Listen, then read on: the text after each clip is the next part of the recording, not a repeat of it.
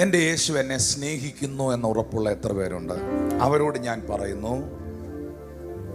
നീ ഭയക്കരുത്, നീ ഭയക്കരുത്. കാരണം സ്നേഹം നിന്നെ വിട്ടുകൊടുക്കത്തില്ല. യേശു പറയുന്നു, ക്രിസ്തുവിൻ്റെ സ്നേഹത്തിൽ നിന്ന് നമ്മെ വേർപിരിക്കുന്നത് ആര്? വാഴ്ചകൾക്കും അധികാരങ്ങൾക്കും കഴിയില്ല, ദൂതന്മാർക്ക് കഴിയില്ല. സ്വർഗത്തിലെ മുഴുവൻ ഏഞ്ചൽസും നിന്നെ ഒന്നിച്ചു വലിച്ചാലും കർത്താവിൻ്റെ സ്നേഹത്തിൽ നിന്ന് ഇളക്കാൻ പറ്റത്തില്ല. സ്നേഹം ശക്തിയുള്ളതാണ്.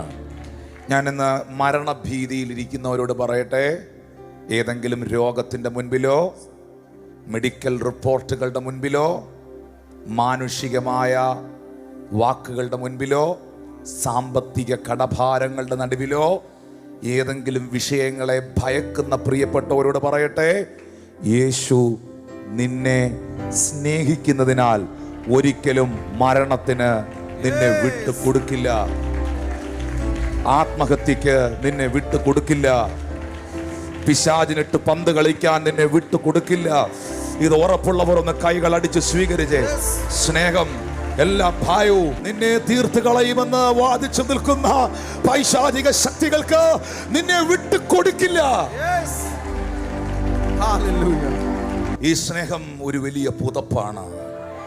ഈ സ്നേഹം വലിയൊരു കവറിംഗ് ആണ്. ചേർന്നൊരു ആമീൻ പറയാവോ? കർത്താവ് നമ്മളെ സ്നേഹിച്ചത് മണവാട്ടിയായിട്ടാണ്,